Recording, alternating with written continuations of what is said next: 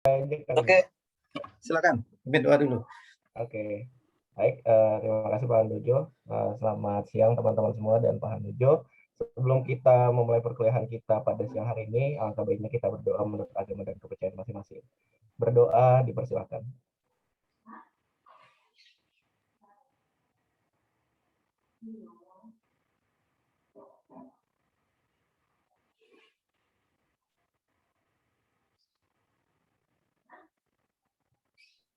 Amin. Doa dicukupkan. Oke, terima kasih Pak Iwan. Assalamualaikum warahmatullahi wabarakatuh. Selamat siang. Salam sejahtera untuk kita semua. Ini pertemuan terakhir ya. Pertemuan terakhir untuk mata kuliah praktik penganggaran negara. Gimana, sehat semua? Lutfi sehat, Lutfi? Alhamdulillah sehat, Pak. Alhamdulillah. Mbak Iwan gimana? Masih demam? Udah sembuh? Udah sembuh Pak, alhamdulillah. Udah ketahuan demamnya kenapa? Kayak kurang tidur Pak. Kurang tidur. Bukan karena dompet menipis ya? Bukan Pak. Aman ya kalau dekat orang tua ya. Oke, kemarin kita sudah belajar mengenai mulai dari menyusun KAK, menyusun RAB, kemudian kita menyusun RAK, menyusun kertas kerja, kemudian bagaimana melakukan penelitian dan review, melakukan penelaahan, dan sekarang berarti materi kita sudah selesai semua. Opsinya hanya dua, biasanya kalau materi sudah selesai, saya yang bertanya atau kalian yang bertanya. Jadi kesempatan kali ini mungkin kita bagi dua sesi. Sesi pertama kita review dulu dalam arti silakan kalian yang mereview, saya menanggapi. Atau kalau kalian tidak mau mereview, saya yang mereview dalam arti memberi pertanyaan-pertanyaan, kalian yang menjawab. Tapi pertanyaan suka-suka saya, yang saya tunjuk juga suka-suka saya. Nilainya juga suka-suka saya juga. Nah, pilih yang mana? Kalian bertanya atau saya yang bertanya? Kami, Pak. Oke, Pak. Ya, nanti itu sesi pertama. Sesi kedua kita latihan soal sebentar untuk persiapan UAS ya. Hanya memberi gambaran aja. Saya yakin kalian harusnya bisa, karena biasanya UAS itu lebih mudah daripada UTS. Biasanya. Tapi semoga nanti tidak luar biasa ya. Oke, silakan. Kalau mau ada yang ditanyakan, siapa dulu?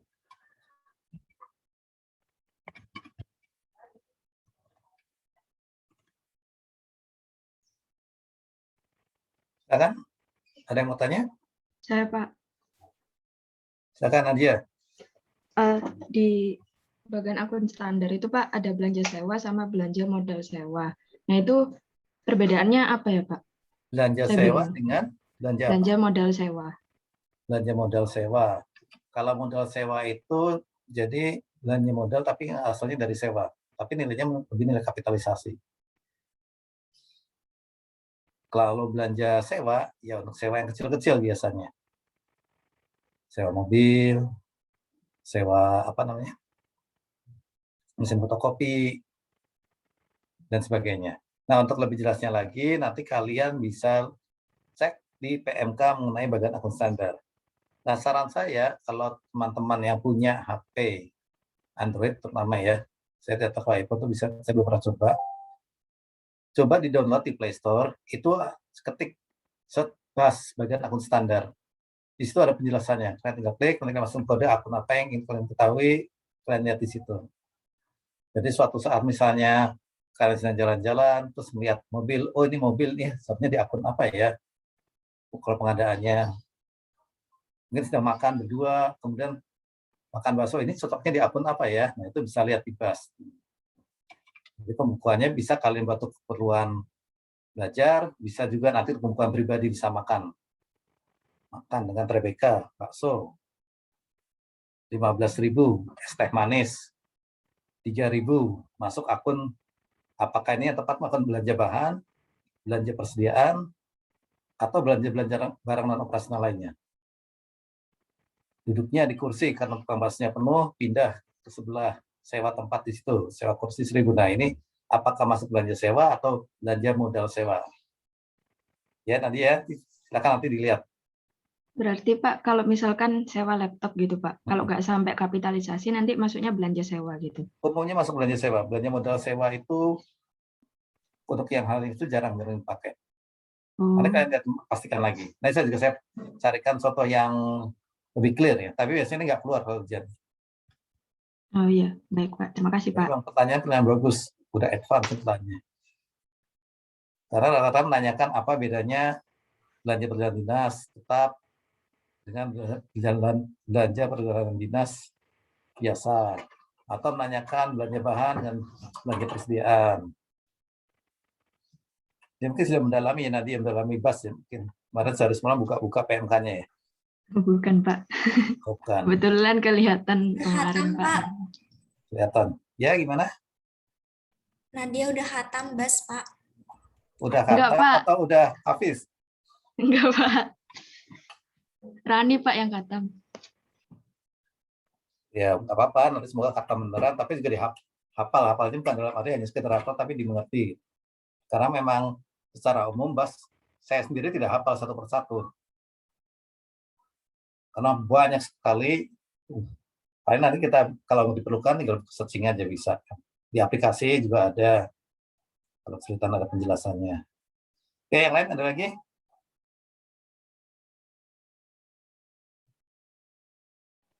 Pak, bertanya Pak, Ya, Jones.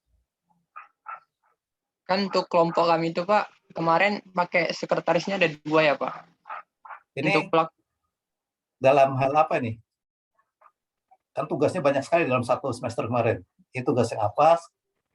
Ya pakai sekretaris 2. Hebat sekali pakai sekretaris 2 langsung. Tugas yang mana? RKA-nya Pak, kertas kerja. Kertas kerja kemarin, dari kertas kerja Pak. Oke, waktu menyusun kertas kerja kemarin. Sekretarisnya ada 2 Pak. Oh, adalah ini ya, Kemudian pembentukan kan tim ya. kemarin, Pembentukan tim. Kemudian ada pengawasan anggaran untuk honor terkait output kegiatan dengan mengalokasikan sekretaris 2 itu ya. iya Pak. Ya. Terus kemarin setelah sama DJA kan Pak dikasih saran, katanya sekretarisnya di-split aja ke bagian perencanaan gitu, satu Oh, lagi. gitu. Lalu pertanyaannya? Itu bisa nggak Pak, gitu kan Pak? Bisa nggak Pak Kalau kalau cuma sekretaris doang di-split? kalau saya malah untuk yang jadi DJ baik hati nih. Kalau saya yang jadi DJ saya drop, saya coret. Karena begitu ada 2, asumsinya ini adalah terjadi duplikasi pengalokasian. Ini kelihatannya baik hati, peramah, dan tidak sombong ya DJA-nya ini. Jadi hanya mengarahkan pindahkan. Atau bisa juga kemarin karena memang ada posisi yang berbeda ketika kita bicara pada saat review dengan pada saat penelahan. Pada saat review biasanya rekomendasi-rekomendasi yang diberikan adalah bagaimana meletakkan pada tempatnya. Meskipun tahu itu salah gitu. Udah digeser aja ke sini, kadang pindah aja ke sini. Ini digunakan aja untuk ini yang lebih tepat. Tapi kalau saat penelahan berbeda lagi. Karena DJA itu biasanya mindset-nya adalah mindset efisiensi. Kenapa kalau kita bicara penelahan itu ada 3 pihak, KL, Bappenas, dengan DJA. Kalau KL, karakteristiknya biasanya mau sebagus-bagus mungkin. Suka-suka dia, maunya seperti apa, ingin hasilnya dengan fasilitas yang selengkap mungkin, tidak mikir anggarannya terjadi pemborosan atau tidak. Bappenas akan melihat dari sisi efektif tidak ini. Mungkin bisa bilang 60% bicara efektivitas, baru 40% efisiensinya. DJA kebalikannya, efisien atau tidak ini. Karena itu selalu mereka berdampingan. Ini sebagai 2 sisi mata uang antara DJA dengan Bappenas. Tidak bisa terpisahkan. Nah, ketika terjadi hal yang kelihatan di sini ada sekretaris 2. Kalau mindset-nya orang DJA biasanya ini harus dikeluarkan 1. Keluarkan 1 masuk ke mana? Masuk ke output cadangan. Kemarin sudah saya sampaikan output cadangan belum? Belum ya? Di PAN sudah diajarkan? Sudah belum? Di apa Pak tadi? LIPA ya Pak? Di PAN. LIPAN. Mata kuliah PAN. Oh, PAN. Tentang? Sorry Pak, tadi putus-putus Pak, maaf Pak. Saya kira mungkin karena siang, udah agak sore, pendengaran mulai berkurang. Atau konsentrasi mulai buyar nih BK ini. Di mata kuliah PAN, mengenai output cadangan sudah diajarkan belum? Oh, yang kalau misalnya dia itu yang add itu ya Pak, tandanya add. Bukan. Kan ada sendiri. Output cadangan ada sendiri. Mungkin teman-teman Ada yang tahu bisa menjawab apa itu output cadangan, pergunakannya untuk apa?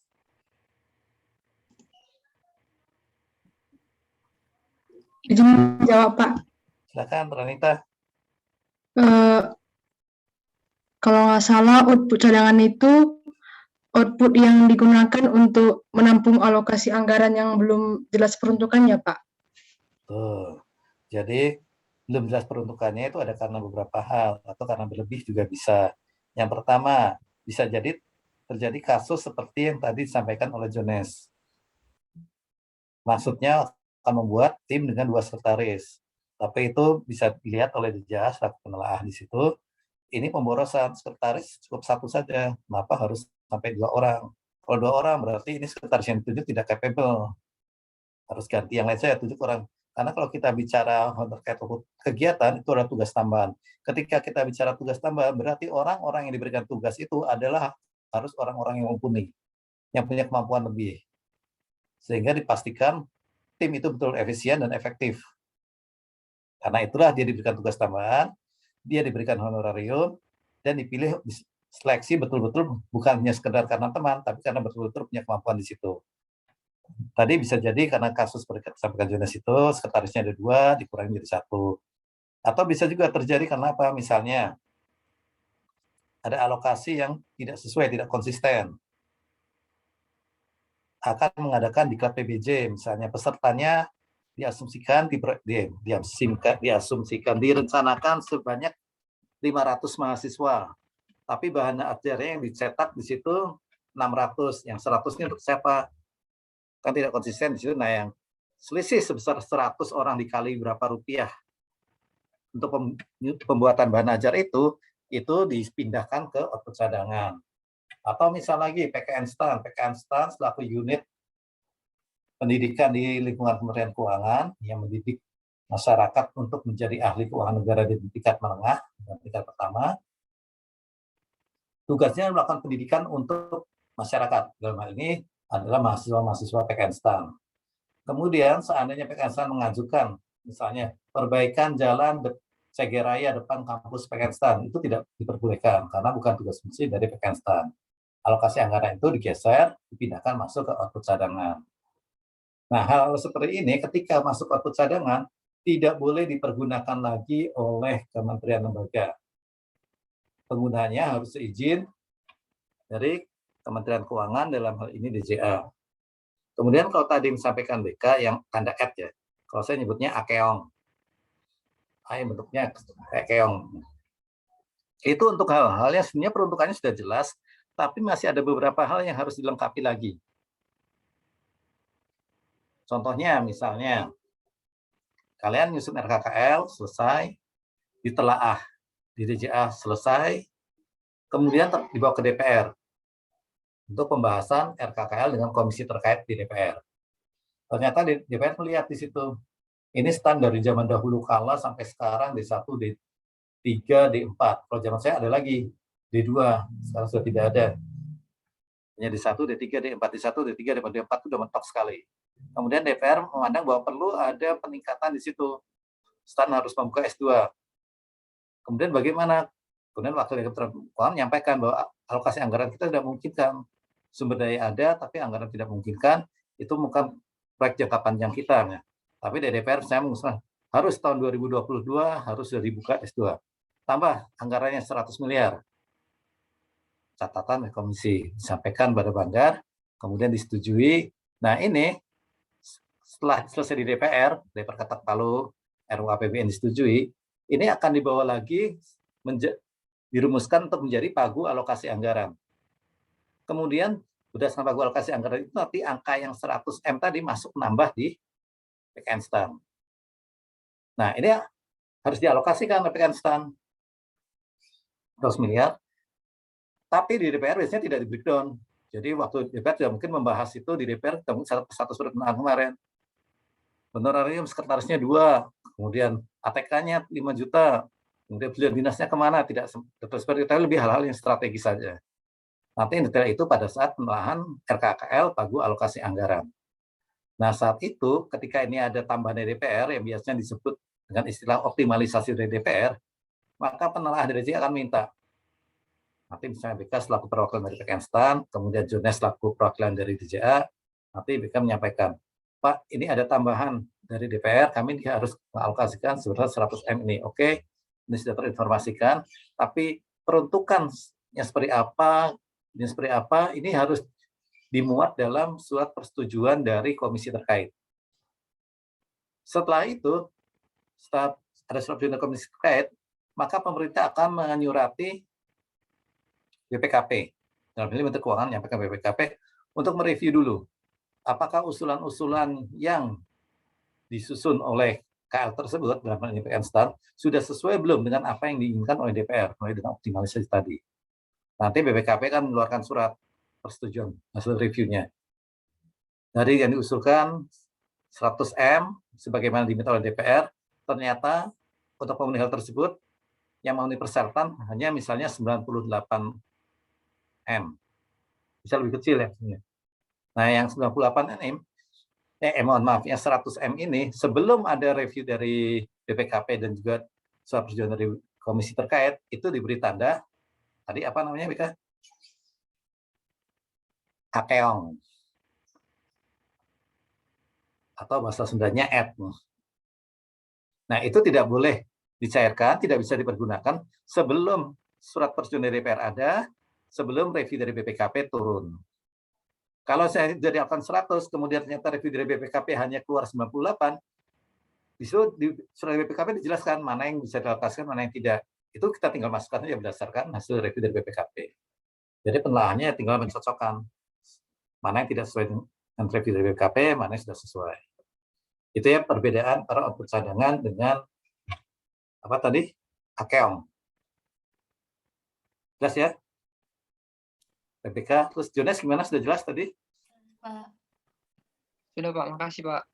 Oke, ada lagi?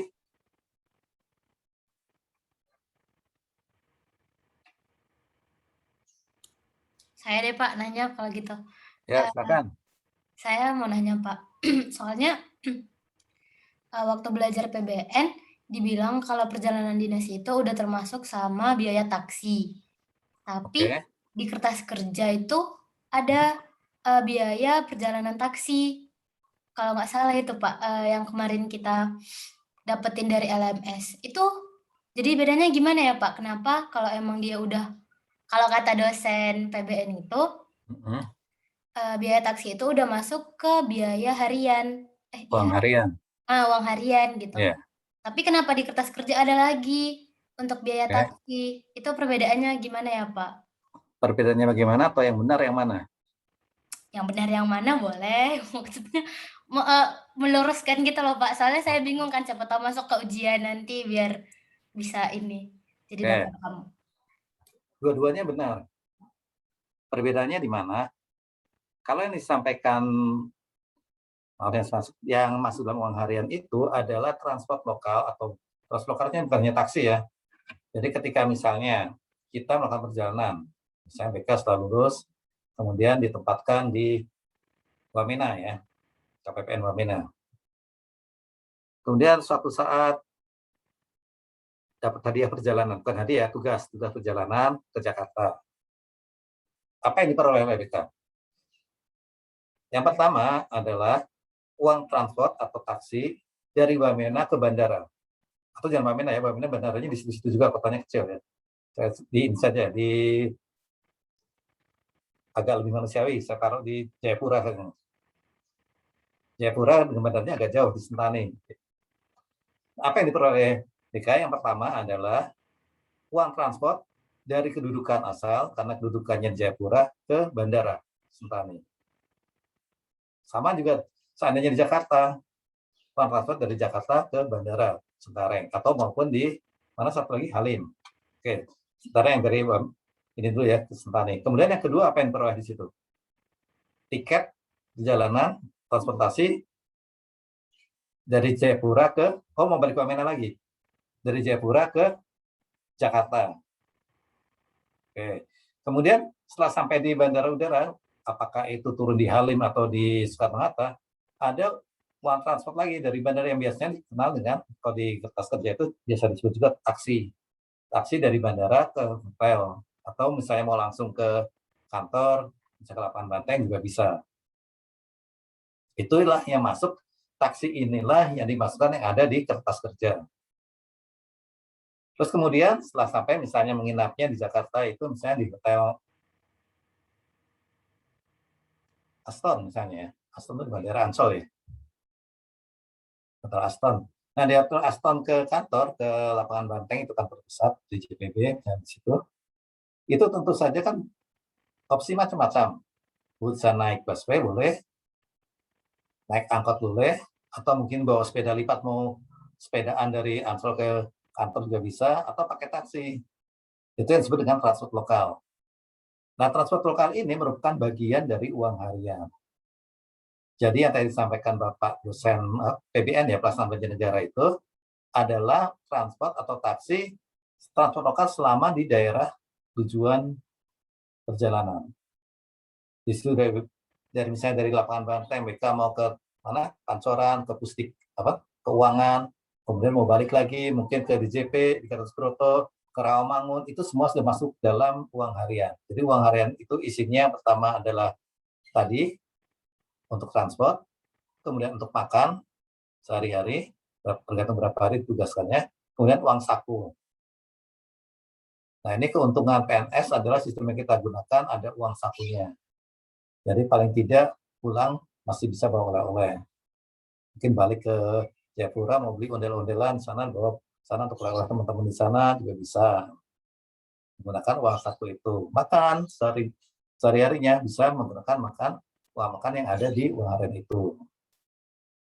Kemudian setelah pulang lagi, saat mau pulang, itu dapat lagi uang transport atau uang taksi dari lokasi tujuan ke bandara. Dalam ini bisa bandara Halim Perdana Kusuma atau bandara Soekarno-Hatta. Kemudian naik pesawat lagi, kemudian dari Sentani balik ke Jayapura dapat uang taksi atau uang transport lagi. Itu yang ada di kertas kerja. Nah, selama di Jakarta tadi mendapatkan juga akomodasi sesuai dengan ketentuan dalam PMK standar biaya. Itu ya, BK ya. Ya, ada lagi yang lain? Maaf Pak, izin bertanya. Silakan. Mengenai komposisi dari pejabat penelaah dan pejabat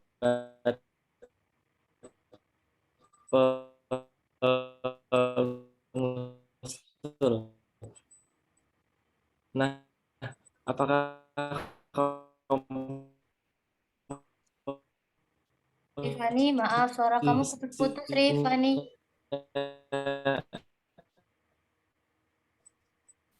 Oke, katanya output sebelum, tapi coba saya agak menangkap sedikit, betul tidak apa yang saya tangkap?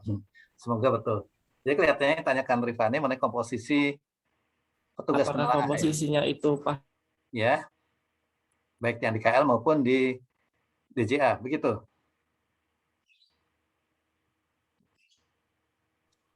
Ya, udah nge-freeze, udah keluar kayaknya, Pak. Mungkin Ini ini. Pak Iwan sabotase kelihatannya. Maaf Pak, bisa diulangi? Ini ya. Gimana Rifani? Ulangi aja pertanyaan tadi apa? Tentang ini Pak, tentang komposisi dari pejabat penelaah sama pejabat pengusul. Apakah komposisinya itu selalu 3 ya Pak, yaitu kepala subdirektorat, kepala seksi, sama kepala biro perencanaan? Atau mereka itu hanya sekedar perwakilan saja seperti itu? Tidak, komposisinya tidak ada yang baku sesuai dengan surat tugas yang diberikan. Apakah selalu 3? Tidak juga. Saya pernah mengalami, saya sendirian menghadapi 20 orang lebih. Jadi belum tentu sama saya sendiri, waktu itu saya masih pelaksana, kemudian saya hadapi adalah eselon 2, eselon 3, berkumpul satu meja penuh, saya sendirian, bisa juga terjadi seperti itu. Karena apa? Karena keterbatasan jumlah SDM-nya. Biasanya penelitian itu dilakukan secara serentak. Mungkin yang masuk dalam surat tugas bisa kasuditnya masuk, kemudian ada kepala seksinya masuk. Kalau sekarang ada fungsi analis anggaran, fungsi analis anggaran itu masuk di situ. Tapi mereka sudah terbagi-bagi di unit yang berbeda-beda. Sementara mungkin dari KL, karena anggaran itu bukan hal yang penting, sebaik apapun perencanaan kita, kalau uangnya nggak ada, ini tidak bisa dilaksanakan, maka kadang mereka berbondong-bondong. Yang masuk dalam SK itu bisa sampai 20 orang lebih. Kalau ruangannya tidak cukup, ya biasanya kita minta gantian. Karena ruangannya terbatas, minyak terbatas, oke gantian. Sekarang kita bicara output ini. Siapa yang PIC-nya di sini, nanti sudah selesai, oke gantian lagi yang keluar, ganti lagi yang masuk, seperti itu. Jadi tidak ada yang baku seperti itu. Hanya memang kalau di kondisi di DJA selama ini adalah eselon 3 itu jarang sekali turun. Karena memang tugasnya banyak, tempatnya turun langsung sampai detail teknis. Biasanya kemudian yang bekerja adalah analis-analis anggaran itu, dibantu dengan pelaksana staff. Jadi mungkin nanti kalau kalian lulus, kalau Rifani lulus kemudian ditempatkan di DJA, di Direktorat Anggaran Bidang, salah satu tugasnya mungkin bisa jadi membantu penelahan. Ini kondisi saat penelahan offline ya. Karena begitu penelahan online, paradigmanya udah berubah sama sekali. Bisa dibilang 1 lawan 1. Ada aplikasinya, aplikasi penelahan online. Kita tidak tahu berbicara dengan siapa, kita tinggal setting seperti diskusi gitu. Itu ya Rifani ya. Oh iya Pak, kalau kan kalau ketika kita mengerjakan pengusul jadi penelaah itu kan kita ngerjainnya bareng-bareng ya Pak. Apakah pengusul dan penelaah itu yang di DJA itu ngerjainnya juga kerja kelompok juga Pak? Atau mereka mengerjakan sendiri-sendiri lalu disatukan gitu usulannya atau hasil telaahannya gitu? Oke, kalau yang di KL, kalau pengalaman saya melihat beberapa kali itu biasanya mereka memang jadi satu. Jadi ada tiap KL itu sebenarnya punya karakteristik sendiri-sendiri. Nah, saya kasih contoh satu. Saya lama menangani kementerian luar negeri sekitar 13,5 tahun waktu itu. Mereka punya karakteristik ketika menyusun. Pertama adalah berjenjang dulu. Jadi dari unit terkecil di masing-masing. Kemudian itu dikompilasi di eselon 2-nya, dikompilasi di eselon 1-nya. Kemudian akan dikompilasi bersama-sama penyusunan untuk seluruh kementerian luar negeri. Untuk memastikan nih harmonis semua. Jangan sampai tumpang tindih antara unit eselon 1 yang satu dengan yang lain. Nah, bagaimana dengan di DJA? DJA orangnya sangat terbatas sekali. Bisa jadi 2 orang, satu tim itu bersih 3 orang misalnya.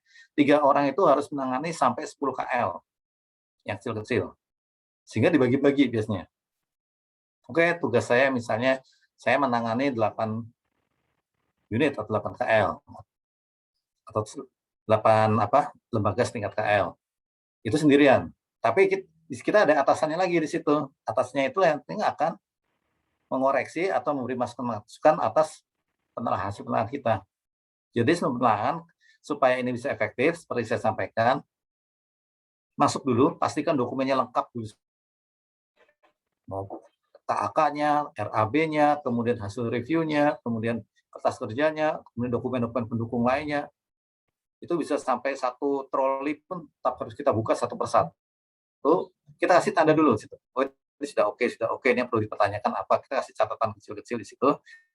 Perlahan kita sudah tahu apa yang harus kita sampaikan. Nah, pada saat kita melakukan penelitian awal sebelum penelaahan itu, pada saat itulah kita bisa berdiskusi dengan teman-teman yang lain sesama penelaahan di situ. Saling sharing, bisa minta arahan dari atasan, apa yang harus kita lakukan. Kemudian biasanya di situ juga sudah diatur strateginya.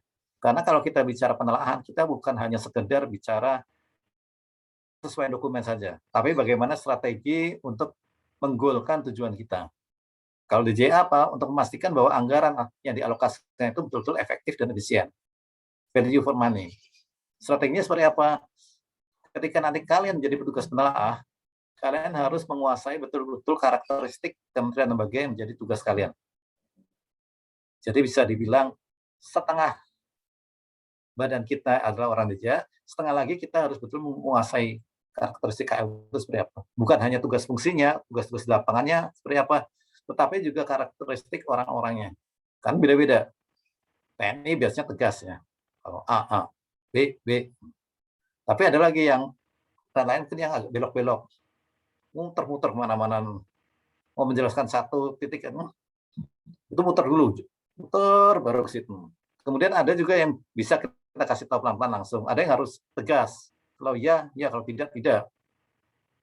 Ada harus kita putar sedikit. Nah, itu juga harus dikuasai juga teknik-teknik penelahan, sudah mulai teknik negosiasi, kemudian interpersonal skill, itu juga harus kita kuasai semua nanti pada saat penelahan. Gambarannya gitu sih, Tiffany. Oh iya, ya baik. Terima kasih ya Pak, sudah paham. Maaf rumit sinyalnya. Apanya? Oh, sekarang udah jelas.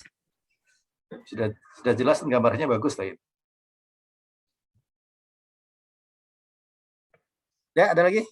Pak, saya mau nanya. Siapa ini? Saya Clarissa, Pak. Oke, Clarissa, gimana? Kan itu ada Pak, apa namanya Pak? Tunggu Pak. Ini Pak, yang Namanya siapa? yang di latihan 13 di LMS Ya. itu kan mengenai pembangunan kantin pada pembangunan gedung dan bangunan, dan itu sumbernya RM. Terus kan itu 300.000 meter kuadrat 3 juta. Nah, itu gimana kita bisa menentukan standar biaya pembangunannya itu Pak yang tepat gitu Pak. Jadi dia nggak terlalu mahal dalam kualitas kerja.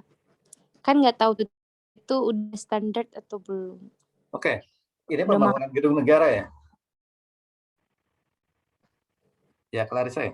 Iya Pak, yang pembangunan kantinnya. Oke, pembangunan gedung negara tanpa melihat apakah ini mau dipakai untuk kantin, dipakai untuk kantor, dipakai untuk apapun itulah namanya. Yang pertama kita minta adalah RAB dari Kementerian Teknis atau Dinas. Dalam hal ini berarti PUPera atau Dinas Pekerjaan Umum setempat. Mereka sudah mengetahui, sudah menguasai betul-betul kalau mau bangun satu lantai itu seperti apa, biaya berapa yang dibutuhkan, kemudian apakah ini bangunan 2 lantai itu seperti apa, bangunan 3 lantai seperti apa, itu sudah ada standar harganya. Jadi tinggal kita minta saja. Kalau kita kesulitan minta, tidak usah kita minta, misalnya Clarissa sebagai DJR, tidak usah Clarissa minta, tapi KA-nya yang minta. Tolong mintaan RAB dari PU-nya dulu, seperti apa. Nah, itu jadi pegangan kita, standar kita. Meskipun sebenarnya kita juga punya, jadi DJR biasanya teman-teman DJR juga punya, tapi saya sendiri kalau baca pusing. Jadi tidak tahu misalnya beton ini keperluannya untuk apa, sudah ada kan berapa meter persegi, kemudian dinding seperti ini berapa meter persegi, nilainya berapa per meternya, kemudian lantai juga, kemudian fondasi, ada detail, ada semua. Karena kita tidak punya kemampuan teknis untuk membacanya, untuk memahaminya, maka kita akan minta bantuan berupa RAB dari PU. Itu ya, Clarissa. Baik Pak, makasih Pak, sudah paham Pak. Lepas kalau ini kantin termasuk bangunan ini ya, yang dibatalkan. Oke, yang lain?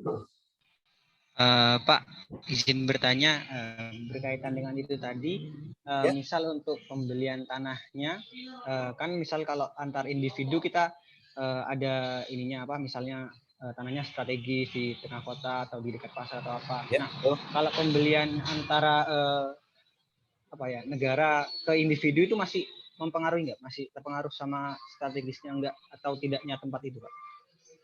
Nanti standar harganya. Terima kasih, Pak. Tetap berpengaruh, dipengaruhi.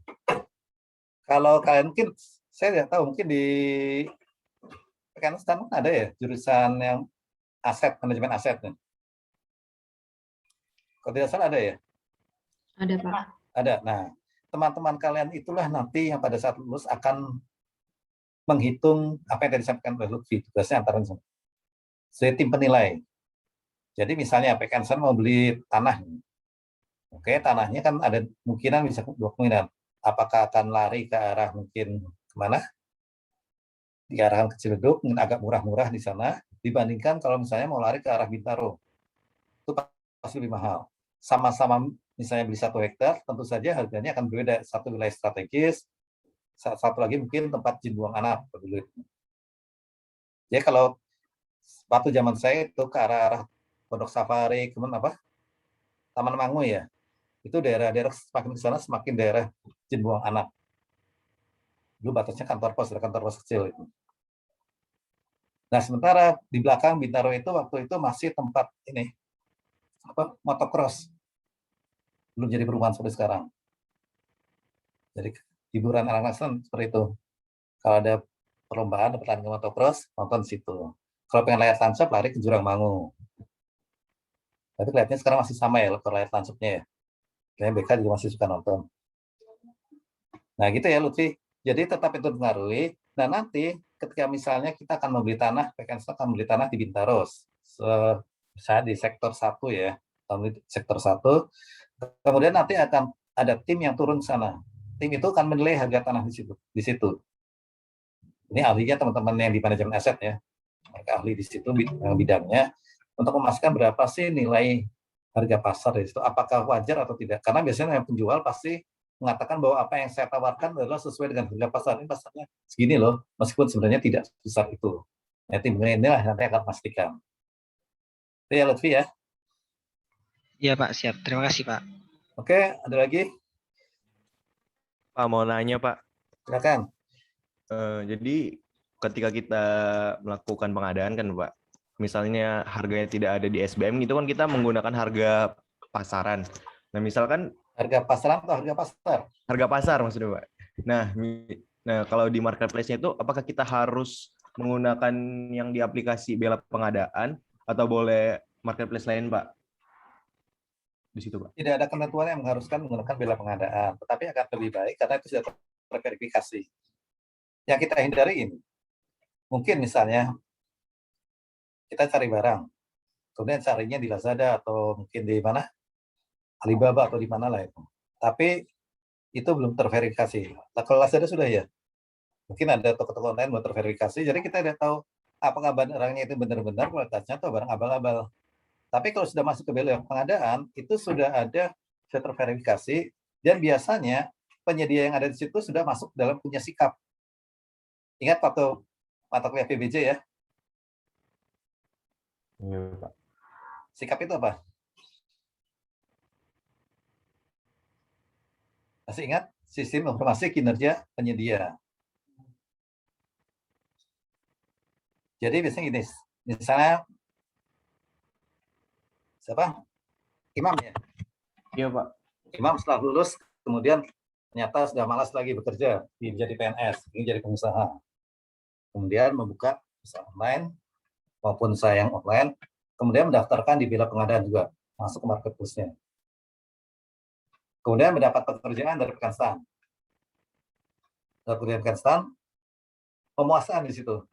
Nah, kemudian PPK dari rekan stan akan masukkan perusahaan Imam ini ke sikap. Kinerjanya bagus, semacam testimoni. Bagus-bagus. Nah, itulah kenapa kita lebih aman kalau menggunakan yang ada di Bela Pengadaan, karena memang itu sudah terverifikasi. Sudah bagus. Tapi bukan tidak ada ketentuan yang mengharuskan. Kita boleh cari di tempat lain juga. Tapi saran saya satu, kalau kalian akan mencari apakah di Bela Pengadaan atau di mana atau di marketplace lainnya, silakan pastikan jangan hanya terpaku pada satu harga saja. Minimal 3, kita punya 3 bulan. Dan dengan lokasi dan waktu yang tepat. Jadi jangan sampai maksudnya mau ada kegiatan pengadaannya di Jakarta gitu.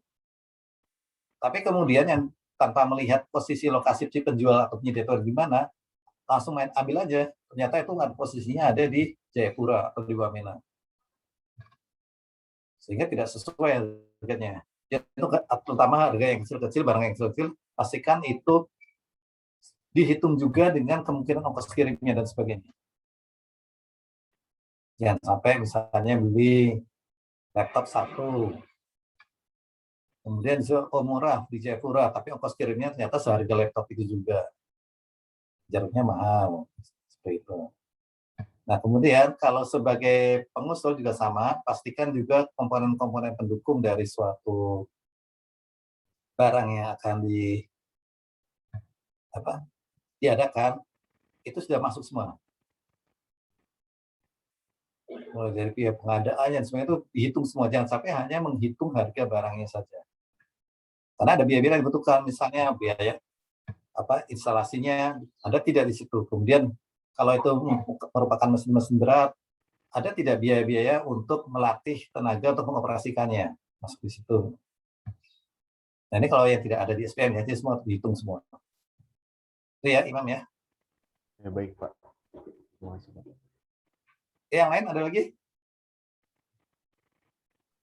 Pak, izin bertanya. Ya, silakan Almira. Saya masih kurang paham, Pak, kalau misal perjadiin 3 hari. Ya. Nah, itu tuh maksudnya 3 hari pertamanya sejak berangkatnya, misal luar kota, terus luar pulau juga gitu, Pak. Berarti itu mulainya tuh berangkatnya dari hari pertama, terus pulangnya hari ketiga, atau gimana, Pak? Ya, betul. Sampai dari berangkat sampai pulang. Berarti Jadi kalau penginapan hotel 2 malam saja atau gimana, Pak? Iya, betul. Sesuaikan dengan kondisi real. Misalnya, hari ini Palmera udah dapat tugas. Harus berangkat ke Solo misalnya. Pesawatnya nanti malam. Itu sudah dihitung 1 hari udah dinas ya. Belum dihitung. Sekarang hari Selasa. Hari Kamis harus sudah kembali ke Jakarta. Karena acaranya besok besok hari Rabu ya, betul ya? Jadi hari ini berangkat, perjalanan. Besok pagi-pagi misalnya ada seminar, Almira diminta menjadi pembicara di sana. Tugas hari penuh, dari pagi sampai sore sebagai pembicara. Kemudian hari Kamisnya, Kamis pagi, karena acara sampai malam, Kamis pagi baru bisa pulang naik pesawat kembali ke Jakarta. Maka uang harian yang diberikan kepada Almira adalah hari Selasa, karena keberangkatan, hari Rabu, hari Kamis, berarti 3 hari. Kemudian untuk akomodasinya bagaimana? Sampai sana malam berarti nginap sekali, kemudian acara sampai malam baru pulang besok berarti akomodasinya 2 hari. Itu ya. Baik, Pak. Terima kasih, Pak. Ya, ada lagi? Saya, Pak, mau Ya, tanya. silakan, Cinta. Kalau buat yang dari tugas di LMS kemarin tuh layanan ke sekretariat tadi itu kenapa masuknya belanja modal peralatan dan mesinnya, Pak? Bukannya modal peralatan mesin tuh outputnya kayak orang gitu ya, Pak? Betul. Oh, tetap di modal peralatan mesin, Pak. Oke, ada 2 hal. Ini 2 hal yang sebenarnya 2 hal yang dipertanyakan sebenarnya. Yang pertama outputnya, yang kedua akunnya. Itu 2 hal yang berbeda. Tadi pertama layanan sederhana adalah kita bicara output. Apa sih yang dihasilkan? Akunnya apa? Kita ingin menghasilkan apa dengan tujuannya dengan menggunakan cara apa? Bisa dengan membeli suatu barang modal peralatan mesin. Sehingga menggunakan akun belanja modal peralatan dan mesin. Nanti dilihat lagi, ingin melihat sesuai atau tidaknya harus kita tengok lagi ke dalam lagi, ke detail akunnya. Ini pakai akun belanja modal peralatan dan mesin, tepat atau tidaknya ketika kalian lihat. Tepat atau tidak. Kalau di dalamnya misalnya pembelian mesin fotokopi seharga 50 juta, berarti tepat masuk di peralatan mesin. Di dalamnya kalau kita lihat misalnya rapat-rapat atau pengusulan kenaikan pangkat pegawai, kok tidak tepat di akun itu. Itu ya, Sinta ya. Oke, ada lagi? Saya izin bertanya, Pak. Silakan, Esther. Misalnya kan Pak ada kertas kerja Pak, dia mencantumkan honor untuk jabatan yang mana jabatannya itu udah dihapuskan Pak dari peraturan. Misalnya jabatannya itu dia itu pejabat penerima hasil pengadaan. Nah, pada Perpres 16 2018 dia itu udah nggak ada, udah dihapuskan. Ya, jadi betul. rekomendasi dari DJA terhadap kertas kerja. Esther ke-mute kelihatannya mic-nya. Oh, maaf Pak. Jadi saya lanjutin ya Pak. Jadi rekomendasi dari DJA-nya bagaimana ya Pak?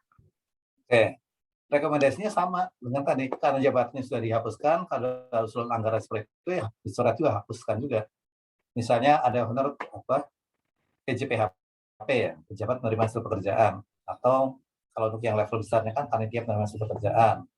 Nah, di situ disampaikan misalnya 12 bulan kali 1 orang PJPHP-nya. Misalnya 1 orang itu dapat 500.000. 500.000 kali 12. Nah, uang angka sebesar 6 juta atau uang sebesar 6 juta itu coret masuk menjadi output cadangan. Jadi kalau di DJA biasanya opsi pertama adalah menghilangkan dulu. Menghilangkan masuk output cadangan. Atau kalau Kemenkominfo belum lengkap, dikasih tadi tanda AKEO. Tidak perlu direkomendasikan untuk pindahkan tanah lagi. Biasanya otomatis saat tertentu itu akan bernegosiasi. Pak, tolong ini jangan masuk output cadangan. kami alokasikan untuk ini sudah ada, tapi karena alokasi anggarannya tidak mencukupi, ini tidak kami masukkan. Nah, ini anggaran ini mau kami optimalkan untuk ini, karena ini betul-betul sangat prioritas sebenarnya. Biasanya seperti itu kurang lebihnya nego dari satkernya. Nah, kalau saya terima, silakan diminta untuk pada satker pengusul atau KL pengusul untuk merealokasi. Kenapa kok biasanya KL atau satker kurang berkenan output cadangan? Karena output cadangan tidak bisa dipergunakan lagi. Dipergunakan lagi nanti apabila ada kejelasan peruntukannya dan harus diulang lagi, lateral meeting lagi dengan Rapnas. Prosesnya panjang. Baik, Pak. Terima kasih, Pak. Ada lagi?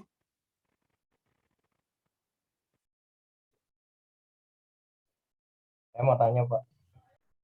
Silakan, Mbak Iwan. Ya, Pak. Mau tanya yang untuk output Tumben, Mbak Iwan tanya. operasional, Pak. Yang untuk output operasional itu outputnya cuma output 994 aja ya, Pak? Apa gimana, Pak? Tidak hanya 94. Yang operasional biasanya kepala, tapi yang 9 operasional. 994, 995 itu kaitannya larinya ke operasional. Coba nanti dibuka lagi Juksun RKK-nya. Sudah dibuka? Kalau belum tidak apa, nanti dilihat lagi. Kenapa yang kepala 99? Kepala 99 itu biasanya untuk hal-hal yang sudah bisa distandarisasi. Hal yang bisa distandarisasi, output yang bisa distandarisasi biasanya adalah yang general hampir sama, mirip untuk seluruh kementerian lembaga atau seluruh satker. Apa itu biasanya adalah biaya-biaya untuk belanja operasional. Perawatan gedung di KLA atau KLB itu sama semua prosesnya. Tiap hari harus disapu, dibersihkan, mungkin berapa bulan sekali atau itu harus dicat, kemudian dibersihkan. Kemudian listrik sama, mau bayar listrik di PKN maupun bayar listrik di Bea Cukai atau bayar listrik di Kemenhan juga sama. Kemudian untuk security, keamanan, mau keamanan di STAN, mau keamanan di DJA, keamanan di Kemensos, sama semua. Ini juga sama. Iwan ya. Oke, Pak. Makasih, Pak. Oke, yang lain ada lagi? Pak mau bertanya, Pak. Silakan. Yang kemarin waktu kita pakai aplikasi terus ngisi kertas kerja itu kan ada subkomponen. Nah, itu kan kita masukin kode ya Pak, yang A, B, C, sama D. Nah, itu tuh sebenarnya ada kaidahnya nggak ya Pak buat ngisinya ini harus A, harus kodenya B, atau yang lainnya gitu? Maksudnya kaidahnya untuk di ABCD-nya, Iya, atau ngisinya itunya, kodenya yang ABC-nya. Tidak ada kaidahnya, itu berdasarkan logika kita. Kalau tahapan itu berurutan, ya harusnya urut dari awal sampai akhir. Kalau itu merupakan tidak ada urutannya, misalnya ini paralel itu sama semua, ya silakan mana yang mau duluan. Tapi yang penting itu jelas, urutan itu usahakan sama dengan yang ada di KAK. Jadi kalau yang A-nya misalnya apa di KAK, maka A di RAB, A juga di kertas kerja. Jadi ketika kita tapi harus mana dulu tidak ada. Tapi lebih baik berurutan sesuai dengan timeframe pelaksanaan kegiatan. Berarti itu nggak ada artinya gitu ya Pak kodenya, cuma buat penanda aja ya Pak? Iya. Kalau untuk yang ABCD ya, beda dengan RO atau output, yaitu ada kodenya tersendiri ya. Kalau untuk level komponen, kemudian sub output pun itu tidak diatur. Hanya sampai level output. Karena kita mengenal instrumen kinerja itu hanya sampai level output saja. Di bawahnya itu dianggap sebagai input. Itu lebih fleksibel. Oke, baik, terima kasih Pak. Oke, ada lagi? Pak, izin bertanya Pak. Ya, silakan. Ernita ya? Iya Pak, jadi di RKAKL yang Badan Penelitian dan Pengembangan Pertanian itu, komponennya itu dimulai dari 56 Pak. Nah, apakah komponen itu harus dimulai dari 51 ya Pak? Tidak juga. Bisa jadi sebenarnya tadinya ada 51, 52, 53, 54, 55. Itu kan sebenarnya waktu itu yang di LMS ya.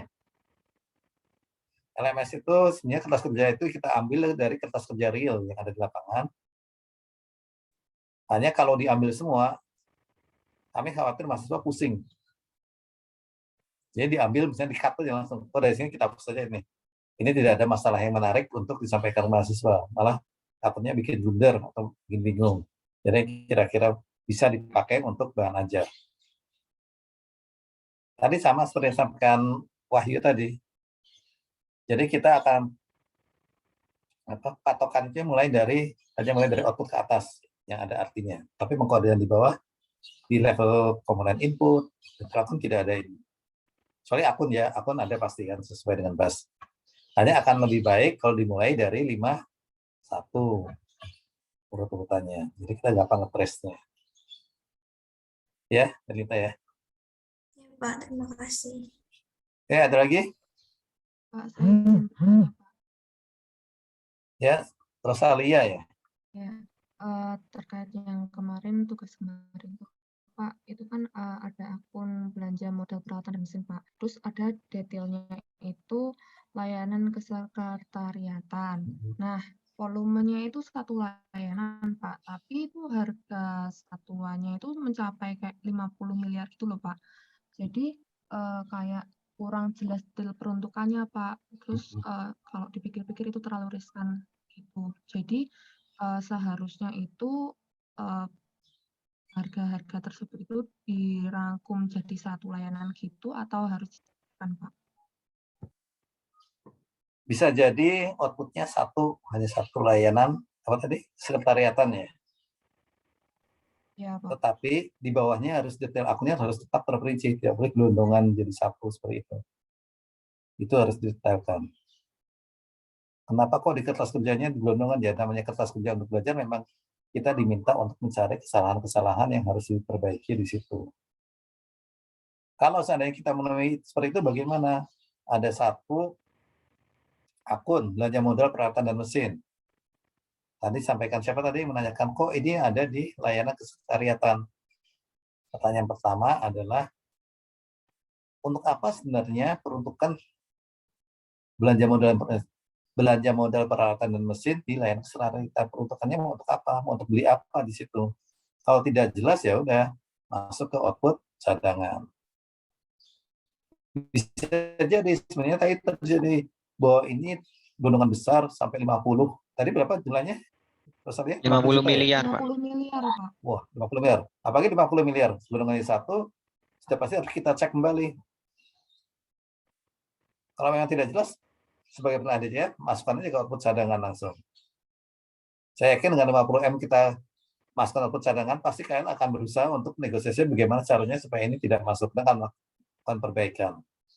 Dilengkapi, didetailkan lagi, dan sebagainya. Karena memang tadi meskipun mungkin bisa ada belanja modal peralatan dan layanan kesekretariatan, tetapi memang itu jarang.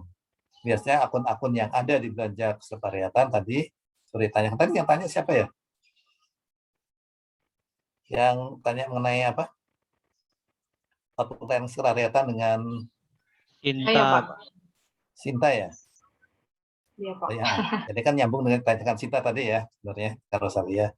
Memang mungkin ada, tapi memang biasanya akun-akun di layanan kesekretariatan itu yang kepala 99 lebih banyak akun-akun mengenai belanja barang operasional. Tapi bukan berarti tidak mungkin ada di situ, bisa juga terjadi. Nah, hanya kalau sampai 50 miliar gelondongan ini sangat patut diduga dan dicurigai isinya apa, kenapa kok hanya gelondongan seperti itu. Oke, nanti setelah ini saya akan memberikan satu contoh kertas kerja yang bisa kalian telaah sendiri. Nanti ini ya contoh seperti itulah yang nanti akan kurang lebih keluar di UAS biasanya. Jadi kalian akan diminta untuk mengidentifikasi kesalahannya. Jadi jangan berpikir ketika kita mendapatkan kertas kerja bahwa kertas kerja itu pasti benar. Belum tentu juga. Sama seperti nanti kalau kita sudah bekerja, jangankan pada saat sekarang ya, untuk belajar pasti ada yang sengaja dibuat salah. Pada saat kalian nanti menelaah, kalian akan menemukan kertas kerja yang sudah dibuat, sudah mulai proses penelitian, review, kemudian itu bahkan yang mungkin auditor, kemudian yang menyusun analis anggaran di Kementerian Lembaga, itu masih kadang menemui hal-hal yang aneh-aneh, yang lucu-lucu seperti tadi itu. Tetap itu harus diperhatikan juga dan segera diberi catatan untuk ditempatkan pada tempatnya, yaitu di output cadangan. Itu ya, Rosalia, Sinta ya. Ini karena saling terkait dari pertanyaannya. Ya, ada lagi yang masih ditanyakan? Rosalia, gimana? Sudah jelas? Jelas, Pak.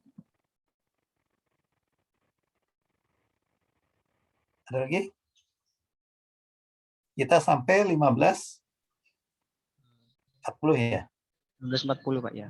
Oke. Saya ingin bertanya lagi Oh, silakan Lutfi. Ya. Semisal nih Pak, ada pembangunan gedung kantor baru. Nah, itu dalam perencanaannya membutuhkan jasa konsultan. Nah, nanti hasil dari perencanaan jasa konsultannya itu dimasukkan ke belanja modal untuk yang nambah kapitalisasi gedung atau masuk ke belanja jasa konsultannya, Pak, hasil perencanaannya. Oke. Terima kasih, Pak. Kita menganut konsep bahwa setiap pengeluaran apapun yang itu harus menjadi, jadi ketika kita menilai suatu aset, biaya apapun yang terkait dengan aset tersebut harus menjadi satu kesatuan. Itu ya. Jadi ini bisa masuk belanja modal, dimasukkan ke belanja modal. Itu gedung dan bangunan ini ya, bangunan gedung dan bangunan ya. Iya, ya, Pak. Ya, biasanya sudah satu paket langsung di situ. Oh, berarti nambah kapitalisasinya gedungnya Iya. itu, Pak. Beda ceritanya misalnya begini, kita mau membangun gedung dan bangunan, tapi kita belum punya gambaran. Ini saya mau gedung bangunan, mungkin yang ramah lingkungan, terus kemudian kita undang dulu konsultan, tapi ini belum terkait. Mau seperti apa sih yang harus dibuat? Nah, itu dibuat dulu. Itu sekedar memberi masukan dulu, tapi belum sampai pada tahap itu, Mas. Itu di jasa konsultan. Berbeda ini ya. Iya, Pak. Iya, paham. Oke ya, jelas ya, Lutfi ya? Jelas, Pak. Terima kasih, Pak. Oke, ada lagi? Izin bertanya, Pak. Ya, siapa? Iya, Pak. Ya, gimana? Ya. Jadi kan waktu dulu yang tugas input ke aplikasi itu, saya tuh udah masukin yang kertas kerja itu, saya tuh coba validasi kan, Pak. Nah, terus ternyata nggak bisa, ternyata komponen 002-nya tuh tidak sesuai kaidah kode validasi 066. Nah, itu tuh maksudnya gimana ya, Pak? Soalnya saya tuh udah sesuai dengan yang kertas kerja yang dikasih Bapak itu. 066 kodenya Halo, apa di putus aplikasi? nggak, Pak? Ingat tidak? Ya. Katanya komponen 002-nya tidak sesuai kaidah katanya. Nah, ini saya agak sulit karena tidak melihat aplikasinya, datanya seperti apa. Kadang kita sudah merasa benar, ada yang terlewat satu titik nih, namanya aplikasi karena sudah menolak. Kalau boleh coba nanti setelah ini ya, boleh di-infect screenshot-nya, tahapan-tahapannya seperti apa, kemudian juga kalau bisa di-backup, file backup-nya nanti saya coba buka, saya lihat. Ya, Tia ya.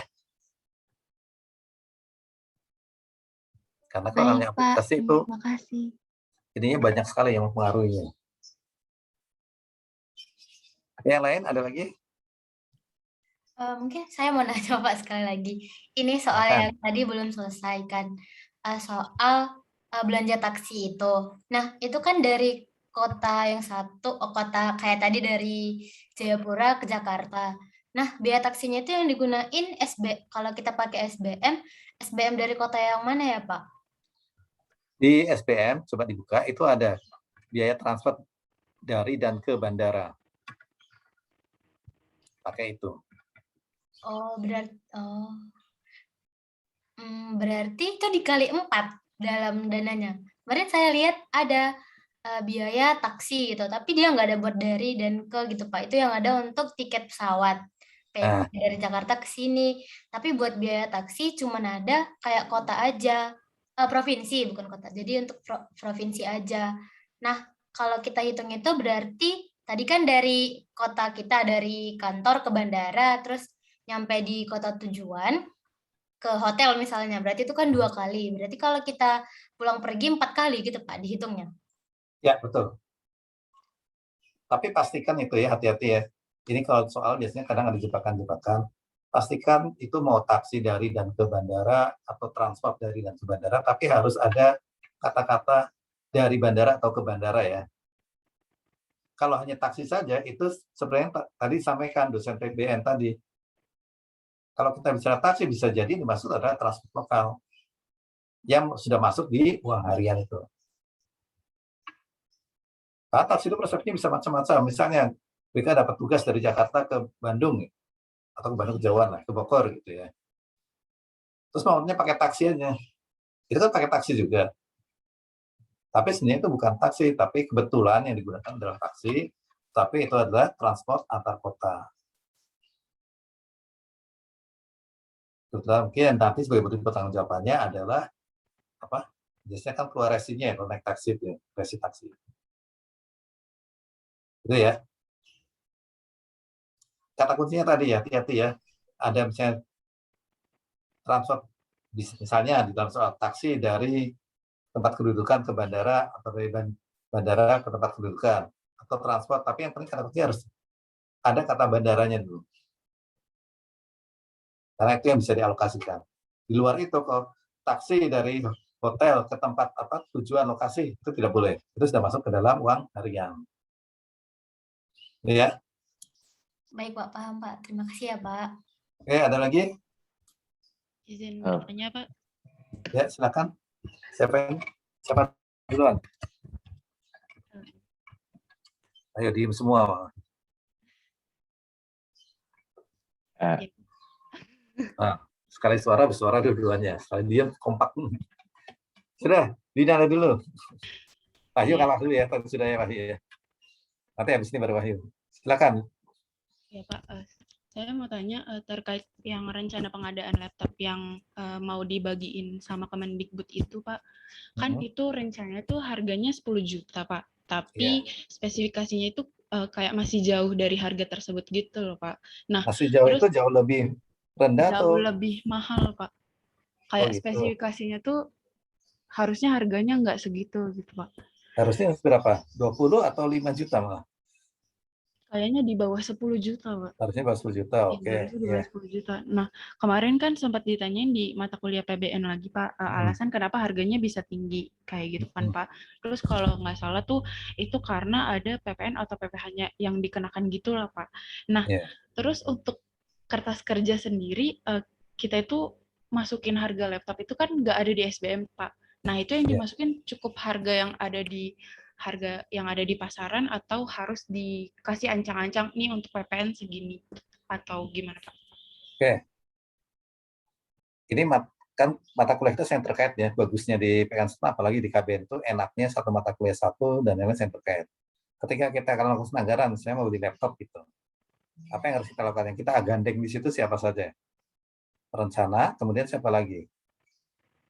Seharusnya ketika kita akan melakukan, saya fokus ke laptop dulu ya, laptop saja ini. Kita harus mengundang juga PPK-nya. Karena PPK yang tahu persis nanti kondisi di lapangan berapa biaya yang harus dibayarkan berapa. Karena angka-angka nanti di kertas kerja itu yang akan dipakai oleh PPK ketika menyusun HPS. Ingat ya, mata kuliah pengadaan barang dan jasa. Kemudian dipertanggungjawabkan apa saja di situ. Yang dipertanggungjawabkan nanti bukan hanya harga laptopnya juga, tapi harga PPN dan harga biaya PPN-nya dan PPh. PPN siapa yang menanggung? Kembali kita ke mata kuliah perpajakan ya. PPN ditanggung oleh orang apa istilahnya? Pengguna akhirnya. Dia tidak mau penyedia dibebani dengan PPN, oleh karena itu harus ditambah di situ komponen PPN. PPh siapa yang menanggung? Nah, ini pelajari kalau PPh itu ditanggung oleh penyedia, maka tidak boleh ditambahkan di situ. Tapi biasanya harga laptop sudah masuk include di situ yang kalau kita lihat di pasaran-pasaran itu sudah include di situ apa namanya PPh-nya, PPN. Tapi itu harus betul-betul dihitung juga. Kemudian harus hitung satu lagi. Kita merencanakan saat ini adalah untuk tahun depan. Jadi kalau kita ingin beli laptop yang harganya 10 juta, maka untuk tahun depan harus kita proyeksikan pada saat diimplementasikan itu harganya berapa nanti. Itu harus dihitung juga. Jadi bukannya sekedar PPN-nya juga yang harus diperhatikan, tapi juga proyeksi 1 tahun ke depan harga itu akan menjadi berapa. Itu ya, Binanda. Iya, Pak. Terima kasih, Pak. Oke. Ada lagi? Pak, tadi saya Oh mau iya, menyambung Wahyu, yang ya silakan. pertanyaan dari BK. Kalau Ya. yang tentang taksi tadi, Pak. Mm-hmm.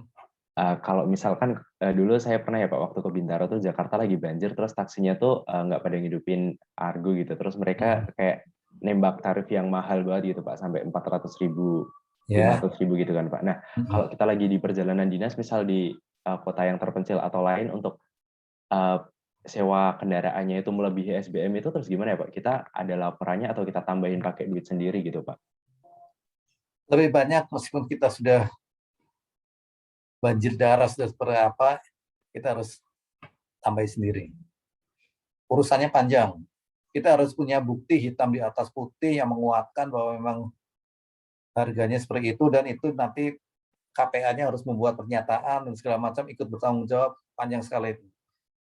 Jadi biasanya saya pernah mengalami juga, berangkat dari rumah harus ke Jogja, saya sudah mau tidak berangkat, kemudian pada salah satu sosialisasi, saya diminta bicara di sana, nyambungnya bukan pakai taksi lagi, separuh taksi, separuh ojek, separuh naik gerobak, pokoknya gimana caranya supaya sampai bandara. Pulang juga itu, karena kondisi sedang banjir, dia turun dari pesawat, yang mau pakai taksi, pakai ojek lagi, nyambung saya harus pakai tambang, melewati banjir, untuk bisa kembali. Itu tidak bisa dihitung. Karena kalau kondisi banjir, sama seperti taksi itu ya, jangankan taksi, kita naik gerobak aja hanya nyebrang 50 meter, bisa 100.000. Dan itu tidak bisa di SPJ-kan, mau tidak mau ya kita harus keluar uang sendiri. Biasanya sih itu tidak. Dan yang kedua, patokan harga yang dipakai adalah patokan harga yang ada di SBM. Cek kembali SBM, itu ada di beberapa kota. Transportasi dari dan ke bandara untuk kota ini berapa itu ada. Nah, patokan itu. Itulah adalah batas tertinggi. Tapi ketika kita akan mempertanggungjawabkan SPJ-kan ya sesuai dengan yang kwitansinya atau struknya atau resinya itu. Dengan tertinggi maksimal adalah sebesar yang ada di SBM. Jadi misalnya Wahyu, lihat di situ, taksi dari tempat kedudukan ke bandara di Jakarta misalnya adalah 200.000, saya agak lupa ya ini, saya 200.000 saat ini. Kemudian ternyata Wahyu tadi naik taksi muter-muter habisnya jatuhnya 400.000. Yang bisa di SPJ-kan meskipun di resinya adalah 400.000, hanya bisa di SPJ-kan sebesar 200.000. Yang 200.000 ya kita harus tanggung sendiri. Tapi biasanya kita udah terbantu kalau kondisi seperti itu, begitu sampai sana, ya jajannya dikurangin, diirit-irit, karena uang harian kita kepakai sebagian untuk mengurus taksi. Itu ya, Wahyu ya. Oh iya, baik Pak. Terima kasih Pak. Oke, ada lagi? Mau bertanya. Mau bertanya, Pak. Ya, silakan. Rosalina ya. Tadi Rosalia, udah sekarang Rosalina ya. Ya. Silakan. Nah, tentang jenis komponen utama sama pendukung, Pak. Nah, ini kan kalau misalkan di perencanaan itu ATK-nya jadi pendukung, terus di pelaksanaan jadi utama, itu harus konsisten nggak sih, Pak, jenis komponennya itu, atau tergantung kebutuhannya? Tergantung kebutuhan. Konsisten atau tidaknya kita lihat harga per itemnya. Misalnya, di perencanaan ATK, ternyata isinya dalamnya ada kertas HVS 80 gram, harganya 40.000. Begitu di pelaksanaan kok harganya jadi 50.000 untuk jenis barang yang sama, itu tidak konsisten. Tetapi kalau misalnya di perencanaan ada ATK, bisa dijelaskan ATK-nya kebetulan untuk rapat-rapat dan sebagainya. Kemudian pelaksanaan ada lagi, pelaksanaan ini ATK ini dibutuhkan untuk dibagikan kepada peserta untuk bahan ajar. Mereka harus nulis-nulis dan sebagainya. Jumlahnya lebih banyak daripada yang saat perencanaan. Perencanaan mungkin hanya butuh sekitar 250.000, pada saat pelaksanaan butuh sampai 2 juta atau 3 juta. Tetapi harga per itemnya harus konsisten. Sama dengan konsumsi misalnya. Atau snack pada saat persiapan, snack di situ misalnya 20.000, pada saat pelaksanaan snack rapat juga harus sama 20.000. Tidak boleh berubah menjadi 40.000 atau 50.000. Kecuali dalam SBM diatur lain. Misalnya kalau di SBM kan kita lihat untuk rapat-rapat setingkat menteri, kemudian untuk rapat-rapat setingkat eselon 1 dan rapat-rapat biasa itu berbeda-beda. Tapi itu harus dinyatakan, dicantumkan di kertas kerjanya. Itu ya, Rosalina ya. Iya Pak, terima kasih Pak. Ya, ada lagi? Tadi siapa yang mau bertanya? Kayaknya ada satu Mau lagi tadi. bertanya saya Pak. Ya, silakan. Ini Pak yang mau nanya soal CHP Pak. Di bagian atas kan ada ini Pak, informasi kayak kementerian lembaga, organisasi, jumlah satker, jumlah pegawai. Nah itu yang jumlah satker sama jumlah pegawainya kemarin tuh kelompok saya masih agak bingung Pak. Itu jumlah satker dari organisasi itu apa gimana Pak? Ya, betul. Jumlah, kalau kita bicara kertas kerja, biasanya per satker.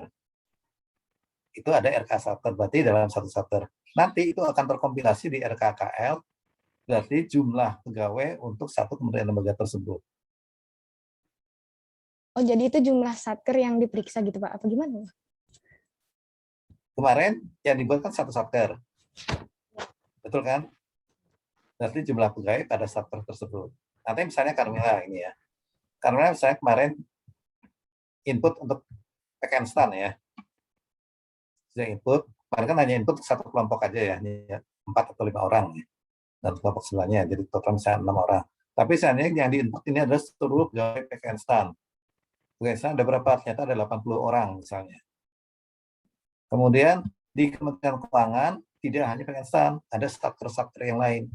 Jadi yang diinput Carmina ada 80 pegawai itu. Kemudian mungkin nanti di DJA input juga pegawai DJA berapa? Oh, pegawai DJA ada 800 orang. Petugas DJA menginput 800 orang. Kemudian di pajak ada berapa di kantor pusatnya? Ada 1.200, input 1.200 di situ. Tapi pajak punya KPP lagi. Tiap KPP adalah satker sendiri-sendiri. Ada yang satu kantor pegawainya 10, ada yang 15, ada yang 20, bermacam-macam. Nah, ini nanti akan dikompilasi jadi satu, dijumlahkan juga jumlah pegawainya. Nah, sekalian jumlah pegawai, dikompilasi juga jumlah satkernya totalnya ada berapa. Dihitung PKN STAN, DJP, DJA, DJPB, DJPPN, dan selanjutnya sampai dengan kantor-kantor vertikal di daerahnya KPPN, KPBC, terus apalagi KPPNL, dan sebagainya. Itu ya, Carmila. Oh iya Pak. Sama mau nanya lagi Pak ini. Ya, silakan. Catatan, hal-hal khusus dan pending. Itu bedanya apa sama yang Akeong itu Pak?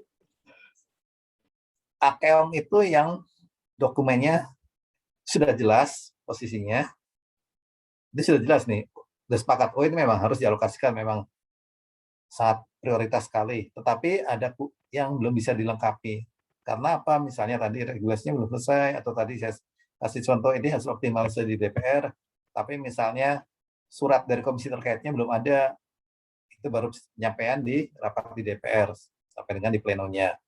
Kemudian ternyata surat dari DPR sudah ada, tapi review BPKP-nya belum ada. Nah, yang pending itu halnya seperti saya sampaikan tadi, waktu kita bicara penahan pada saat sampai level awal bisa jadi ada hal-hal yang belum disepakati. Masuk di hal pending. Solusinya seperti apa? Misalnya kasih catatan di situ untuk sementara dimasukkan dalam output cadangan. Jadi udah kita tahu output cadangan itu isinya adalah untuk yang pending ini nantinya. Misalnya ya ini, karena solusi bisa bermacam-macam tergantung kesepakatan. Itu ya, Carmila. Iya Pak, terima kasih Pak. Oke, ada lagi? Pak, mau tanya Pak. Ya, siapa dulu gantian? Coba Putra dulu. Tadi kan saya perempuan, laki-laki, nanti perempuan lagi. Di volume satuan Pak, saya ada lihat ada yang menggunakan paket, ada juga yang menggunakan lamsam Pak. Itu bedanya apa ya Pak? Satuan untuk? Misalnya kayak ATK Pak, ada yang menggunakan per paket, ada yang menggunakan juga LS Pak. Itu lamsam kan Pak? LS itu sebenarnya memang sudah jarang dipakai ya, LS itu. Paket juga sebenarnya kurang tepat dua-duanya. Oh, jadi lamsam udah nggak dipakai lagi ya Pak? Saya malah udah hampir tidak menemukan lagi. Lamsam itu kan sebenarnya mirip paket juga sebenarnya, tapi dengan istilah yang berbeda ya. Jadi kalau bisa lamsam itu gelondongan pokoknya, satu kesatuan ya. Kalau mau misal kita menggabungkan Pak kayak ATK atau kayak perlengkapan yang kecil-kecil gitu Pak, digabungin jadi satu, itu satuannya pakai apa Pak? Pakai paket bisa. Kalau kecil-kecil ya. Ya, itu Tapi kalau kalau paket sampai tadi 50 miliar itu digetok gitu. Nggak boleh. terus Pak kalau paket berarti penyediaannya tuh harus satu ya Pak? Nggak Enggak bisa juga. beda-beda. Enggak juga. Itu hanya pengalokasian aja. Oh jadi boleh ya Pak di Iya. penyediaannya banyak. Terima kasih. Hati-hati. Jadi mungkin bisa jadi di RK itu karena malas mengurai si penyusunnya, misalnya pembangunan gedung kantor, satu paket 2 miliar atau tadi 50 miliar. Tapi dalam realnya itu di balik itu ada dokumen-dokumen lagi, ada RAB tersendiri. Ada yang dinamakan RAB dari PU yang sangat tebal, yang isinya spesifikasi bangunannya seperti apa, kemudian harga per meternya berapa, evaluasi teknisnya juga lengkap, bisa jadi ada di situ juga, tapi itu menjadi lampiran. Jadi kalau kita melihat paket, kita lihat dulu, kita minta ini detailnya mana, ada tidak? Bisa jadi karena keterbatasan waktu. Kalau sepanjang itu detailnya ada, tidak apa-apa kita terima. Atau bisa diberi catatan di situ dokumen-dokumen terlampir. Di RAB-nya disampaikan.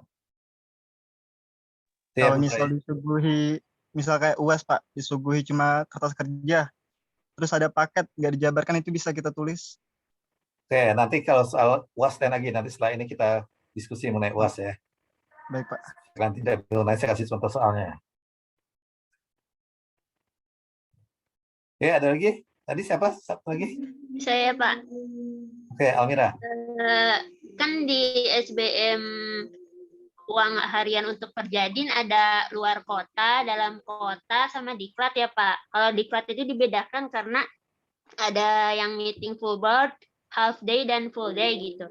Nah, yang jadi pertanyaannya itu, kenapa sih Pak diklat bisa, kalau beda-beda seperti itu meetingnya, kenapa bisa lebih kecil daripada uang harian dalam kota? Terus Pak, selanjutnya komponen biayanya apa saja ya Pak? Yang diklat itu? Iya Pak. Oke, satu-satu dulu ya. Saya yang uang harian dalam kota dulu ya. Almira lulus, ditempatkan di DJA nanti. Ditugaskan di Direktorat Penyusunan APBN. Salah satu tugasnya adalah mengikuti pembahasan di DPR, monitor di situ, kemudian menyiapkan bahan-bahan yang diperlukan, menjadi LO juga. Biasanya ketika kita bertugas di DPR, itu tidak hanya 1 jam, 2 jam. Bisa full pagi sampai malam, atau bahkan kadang pagi sampai pagi juga bisa. Ketika itu lewat dari 8 jam atau lebih perjalanan di dalam kota, maka berhak atas uang harian dalam kota. Komponennya apa saja di situ uang harian dalam kota? Yang pertama, mirip uang harian di mana? Tadi uang harian perjalanan luar kota, tetapi tidak ada transport lokalnya. Karena begitu kita bertugas DPR, ya kita makan cari sendiri.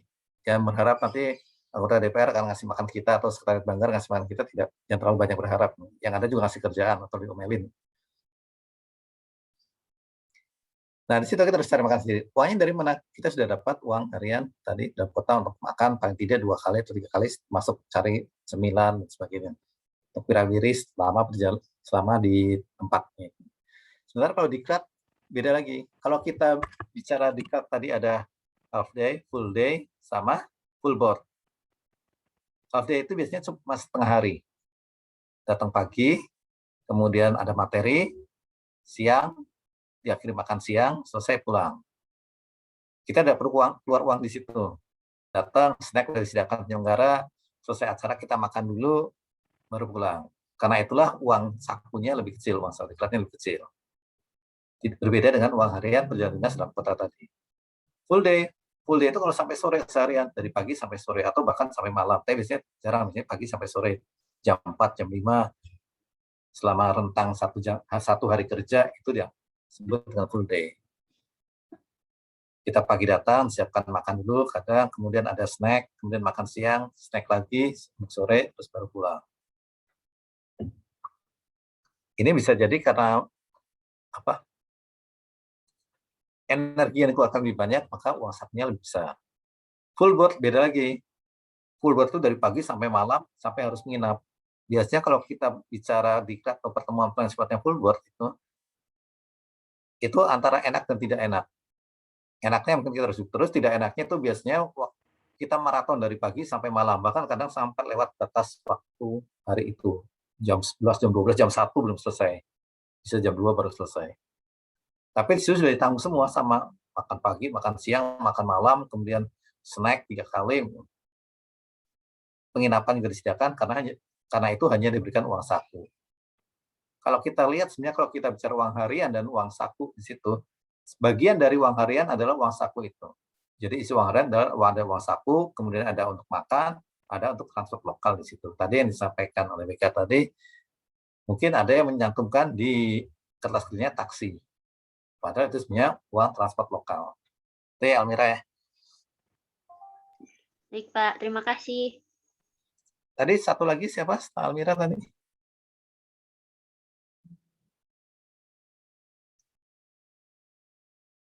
Saya Pak mau nanya Pak.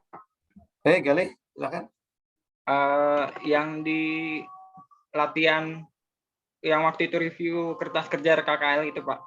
Itu kan ada belanja honor output kegiatan ya Pak ya. Nah itu di situ ada detail belanjanya honor tim teknis komisi pengembangan Mektan. Nah itu ada dalam kurung 16 orang Pak. Tapi kalau di rinci itu ada honorarium untuk ketua kan, wakil ketua sama anggota. Nah untuk ketuanya itu kan di situ volumenya itu 2 OB Pak. Wakilnya 2 OB, anggotanya 20 OB. Nah kalau jumlah kan ada 24 OB ya Pak. Nih, nah apakah dalam hal ini ada indikasi kesalahan di sini atau emang itu nggak berhubungan ya Pak ya?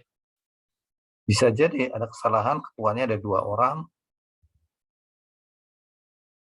Jadi ya. Kita lihat juga kemudian nanti Galih dilihat juga apakah sudah sesuai dengan OBM, jadi sesuai dengan SBM tidak ini besaran honornya. Oh iya, oke Pak. Takutnya waktu itu salah nulis Pak.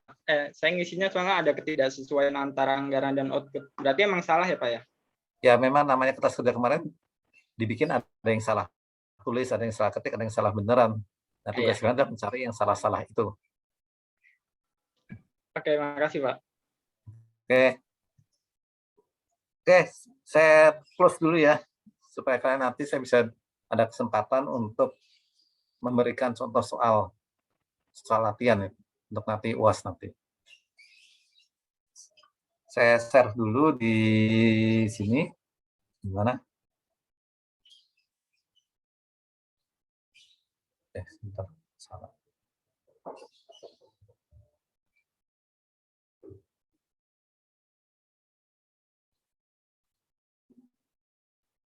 Saya share di chat aja ya, ini ya. Nanti setelah kalian download.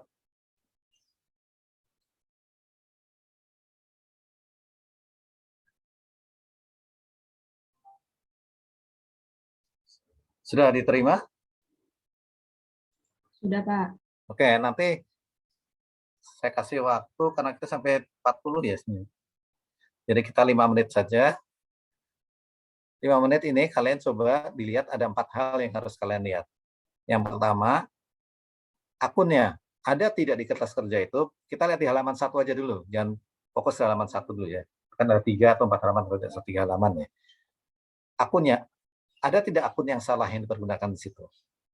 Tandain di situ.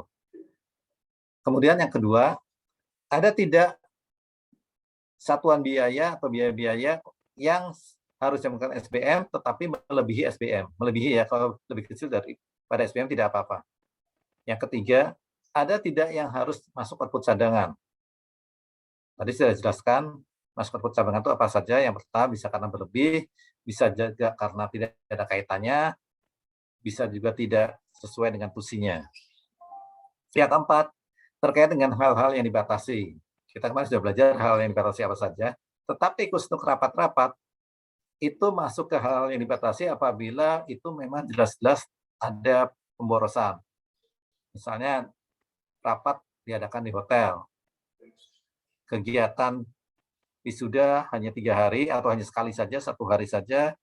Rapat persiapannya diadakan di hotel di Kaliurang, Yogyakarta selama seminggu. Ini masuk di hal-hal yang dibatasi. Jadi kalau hanya sudah rapat, kemudian menggunakan konsumsi, itu tidak apa-apa. Silakan dicoba sampai 3:30 ya.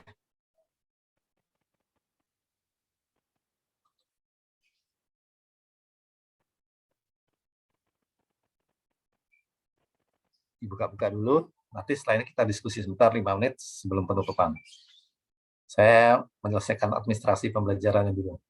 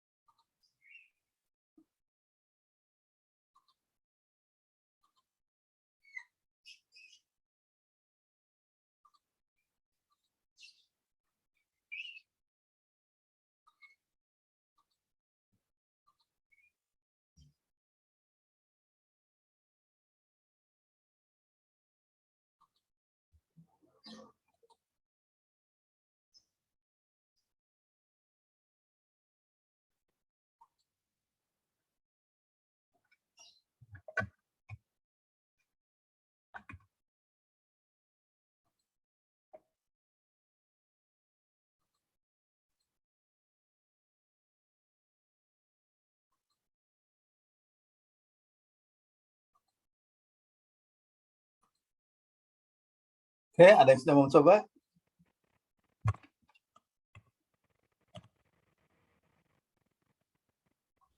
Silakan dari atas. Tapi saya menemukan satu aja sih, Pak. Nggak harus semua, satu-satu nanti bergantian. Pada harga satuan kendaraan roda 4 di Pulau Bali, Pak. Di Bali. Sewa kendaraan roda 4 di Pulau Bali. Di Bali, iya, Pak. Ya, kenapa? Nah, kalau di situ terteranya 1.200.000 dan sedangkan pada SBM itu 925.000. Berarti kesalahannya ini akan masuk kriteria mana? Jadi ada 4 kriteria. Yang pertama, apakah kesalahan akun, kesalahan atau SBM atau output cadangan, atau hal yang dibatasi? SBM. Iya, Pak. Oke. 1 ketemu ya. Imam sudah menemukan 1. Ya, yang lain silakan gantian. Pak, kalau misalnya sama yang kayak si Imam tadi sih Pak, cuman itu sewa kendaraan roda 4-nya nggak dikasih tahu Pak detailnya, apakah dia pick up atau bagaimana Pak? Itu termasuk nggak Pak? Jadi gini, nih saya coba menyederhanakan dulu ya. Kita sekarang ini coba untuk latihan soal nanti untuk UAS maupun kuis nanti. Jadi masih ada 1 kuis lagi yang direncanakan akan berbarengan serentak pada hari Sabtu depan, seluruh kelas. Kalau jadi, ini sedang kita rencanakan. Nah, ini bentuk soalnya seperti ini. Kita hanya diminta untuk mengidentifikasikan kesalahan-kesalahan apa yang ada di RKA atau kertas kerja ini, kemudian kesalahannya masuk kriteria kesalahan yang mana. Jadi ada 4 kriteria. Yang pertama adalah kesalahan akun, yang kedua kesalahan SBM, yang ketiga output cadangan, yang keempat apakah masuk dalam kategori hal-hal yang dibatasi. Di sini kita hanya tinggal mencontreng aja. Jadi seperti tadi misalnya Imam menemukan sewa kendaraan roda 4, O1.200 itu masuk dalam kriteria SPM salah, contreng di SPM salah. Itu pastian. Nah, kemudian terkait dengan kendaraan apa yang digunakan, kita ambil ada yang di SPM saja. Kalau di SPM itu banyak macam-macamnya, kita ambil yang paling murah di situ, kriteria termurah. Kendaraan operasional biasa, bukan kendaraan berat. Itu ya pastian ya. Hanya saat ini kita fokus yang keempat itu aja dulu. Memastikan dulu. Oke, Pak. Yang lain ada yang sudah menemukan lagi? Pak, mungkin yang di belanja bahan itu ada honor cleaning service, Pak. Honor cleaning service, kenapa cleaning service-nya? Itu bener Pak, kayaknya salah ya Pak. Salahnya gimana? Iya, honor cleaning service-nya itu bukan di belanja bahan, Pak. Oke, harusnya di akun.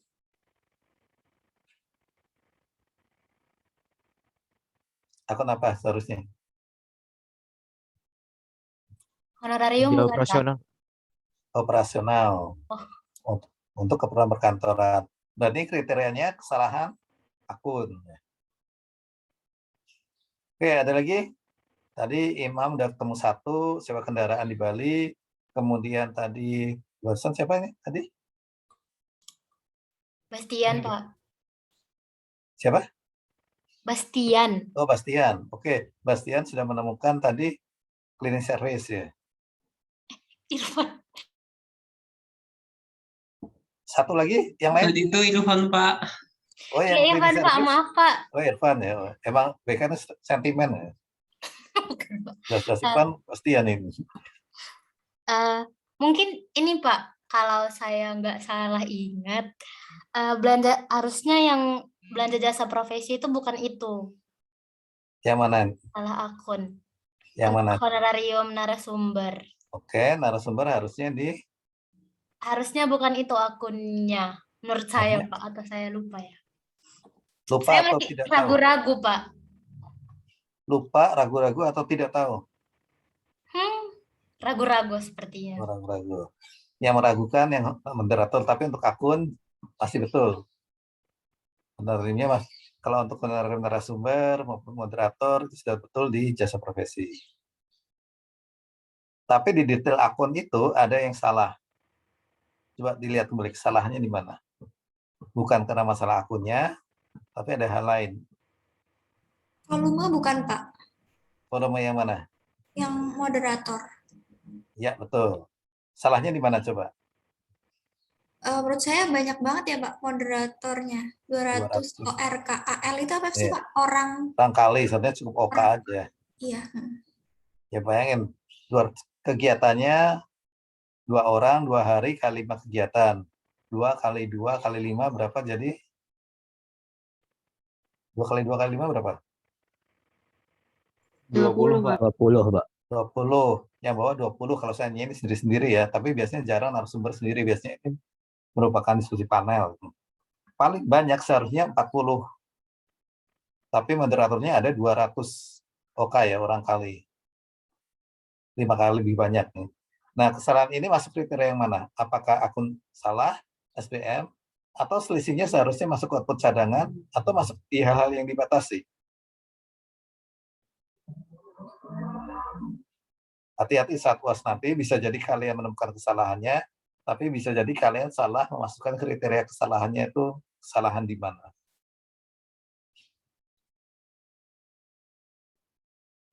Dibatasi bukan ya Pak, karena kelebihan volume. Baik, kita kembali. Hal-hal yang dibatasi menurut slide kemarin, slide materi ke-13 itu apa saja? Apakah ada yang terkait dengan jasa profesi atau tidak? Tidak sih Pak. Ya, berarti masuk ke mana? Ini jelas salah, sudah pasti salah. Betul. Tapi menempatkan salahnya di mana ini juga harus tepat. Karena nanti kalau tidak ya percuma, saat UAS akan dianggap salah juga.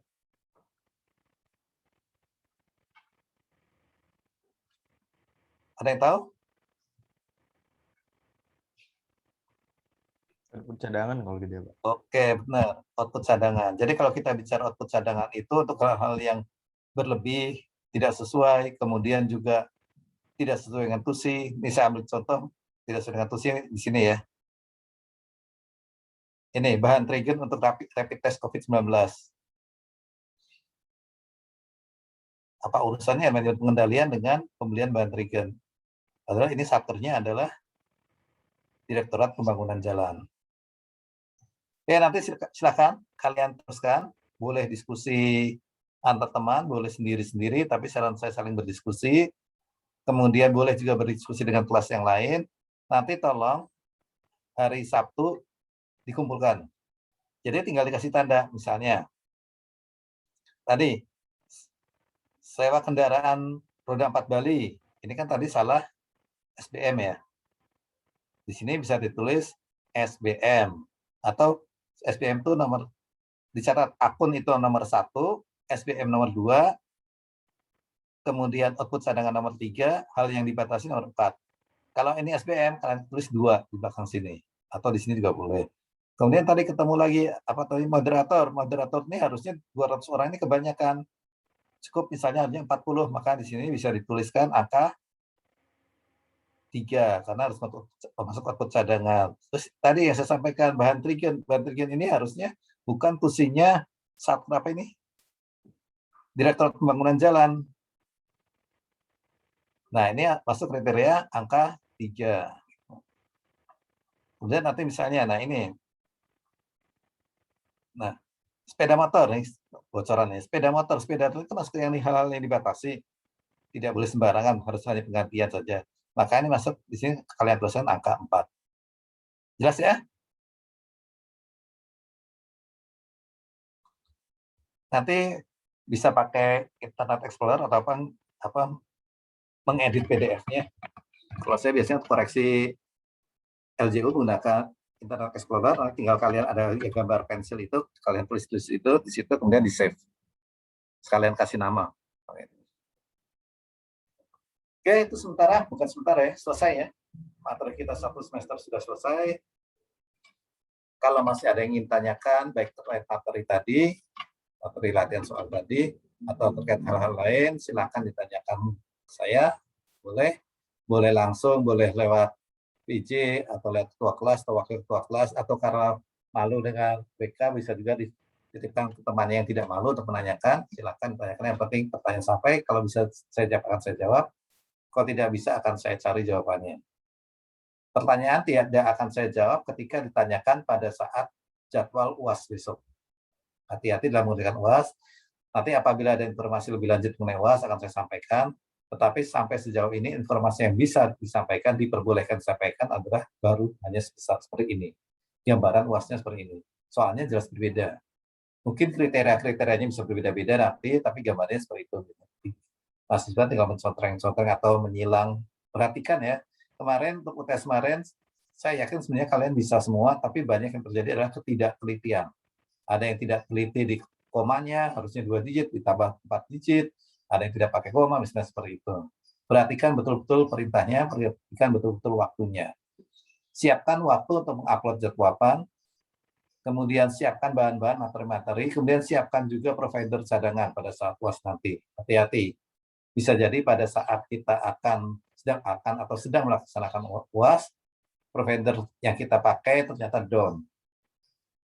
Bisa pakai IndiHome atau pakai Excel atau pakai apapun itu, Republik atau apa itu. Ternyata pada saat itu terjadi trouble. kalian harus punya persiapan satu lagi di provider yang lain. Jadi langsung di-switch ke sana. Yang kedua, siapkan power bank kalau ada. Kemudian pastikan sebelum ujian laptop kalian, HP kalian cas sampai penuh terlebih dahulu untuk menghindari hal-hal yang tidak diinginkan. Juga siapkan tempat yang nyaman, jangan mengerjakan UAS di tengah pasar, pasti tidak akan bisa konsentrasi. Itu ya, sekian dari saya. Terima kasih atas perhatiannya selama ini dalam satu semester ini. Mohon maaf apabila dalam proses belajar mengajar masih ada hal-hal yang mungkin kalian kurang berkenan. Kalau saya bercanda mungkin ada yang tersinggung, mungkin BK agak sedikit kesel dibilang cowoknya galak, gitu ya. Atau Mbak Iwan dibilang rambutnya berantakan juga sebenarnya agak tersinggung. Saya mohon maaf, minta maaf. Semoga kita keluar dari kelas ini dalam keadaan sudah ikhlas semua. Tidak ada masalah lagi, tidak ada yang dipendam lagi. Kalau masih ada yang dipendam, silakan sampaikan ke saya. Selamat belajar, tetap semangat belajar. Juga proses belajar mengajar kita tidak selesai sampai di sini, tapi kalian masih punya waktu 1 tahun lagi sebelum kalian dinyatakan lulus dari Prodi 3 KPM. Terima kasih, silakan Mbak Iwan. Oke, Pak. Mau foto dulu, Pak. Foto dulu. Kenang-kenangan.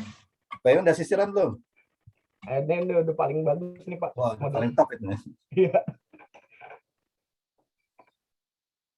Siapa yang mau ambil gambar, teman-teman? Ada yang bisa? Biasanya kalau ambil gambar jarang ada yang mau. Tapi kalau di foto semangat.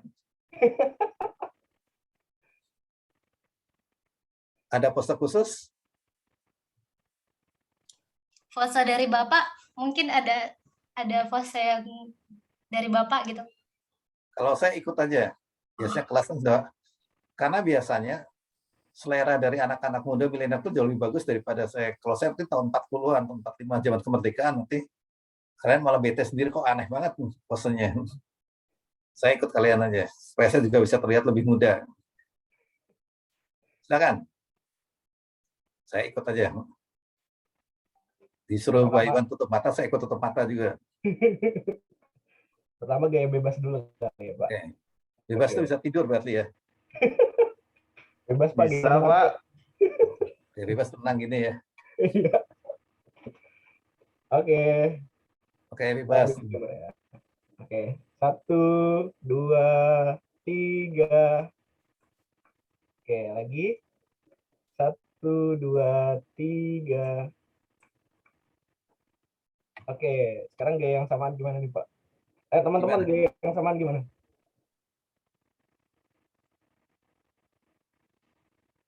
Koreografernya siapa ini? Itu Pak tadi Carmila yang tertinggi kita ikutin dia aja Pak. Oh gitu. Iya. Kalau Carmila minta merem semua, kita ikut merem semua ya. Iya. Gimana Mil? Ayo Mil. Oh gitu. Gini. Oh gini Pak. Ini harus gerak-gerak nggak? Enggak. Gini aja. Oke, saya ikut. Oke. 1, 2, 3. Oke. Lagi. 1, 2, 3. Oke. Oke, udah semua, Pak. Sudah selesai. Ya. Oke, mantap. Luar biasa kelasnya. Oke, Pak. Mungkin sebagai penutup, Pak, saya mau ucapin terima kasih banyak, Pak, mewakili teman-teman 405. Ya, sama-sama. Banyak karena sudah mengajar kami dari awal sampai selesai pertemuan ini, Pak. Mungkin dari kami ada salah-salah, mungkin dari kami responnya kurang baik, mungkin belajarnya juga agak gimana gitu, agak males-malesan atau gimana, kami minta maaf, Pak. Oke, sama-sama. Saya juga minta maaf. Mungkin kalau tapi satu hal yang tidak bisa dimaafkan, kalau nanti UAS salah tetap saya anggap salah ya. Tolong dimaafkan juga. Iya, Pak. Nggak akan saya anggap benar.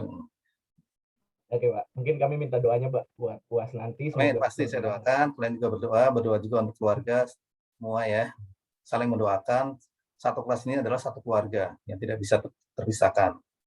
Tetap menjadi keluarga setelah mungkin nanti kalian akan berpisah kelas. Nanti akan terasa ketika kalian sudah lulus. Seperti saya mungkin sudah lulus sampai berapa puluh tahun yang saya lupa. Terakhir saya kuliah kapan ya? Saya lulus tahun 93. Dan ternyata masih saya dengan Pak Tanda, Pak Irwan, teman-teman satu angkatan saya, kemarin baru bergabung lagi Pak Johari, jadi pejabat umum di Pekengstan, teman-teman seangkatan semua, Pak Imam, Broto. akan menjadi, ketika kita sudah menjadi keluarga, sampai sudah lama tidak bertemu lagi, itu rasanya akan berbeda. Ya, biarpun mungkin BK Jutek tetap anggaplah jadi ibu keluarga di sini. Saya Mbak Yuan, untuk teman-teman lain, terima kasih. Silakan kalau mau ditutup. Oke, Pak. Terima kasih, Pak. Ya, Pak, ada Makasih, Pak. sedikit kenang-kenangan, Pak, dari kita nih, Pak. Kayak ikut diklat, Pak. Ada sertifikatnya, Pak. Mantap. Bisa kirim ke saya sertifikatnya. Bisa Pak, baik Pak, nanti saya kirim. Bisa, Pak. Untuk Luar Pak biasa, Dodo, saya Pak dapat Hadi sertifikat. Wibowo. Bisa tambah kartu kredit saya nih. Nambah SKPM, Pak. Ya. Nambah SKPM untuk mahasiswa, Pak. Nah, bisa juga itu. Oke, Pak. Terima kasih banyak, Pak. Nanti Terima kasih banyak, Pak. Ya, pipi doa dulu, Pak Iman. Oke, Pak. Jangan sampai lupa berdoa nanti. Oke, sebelum kita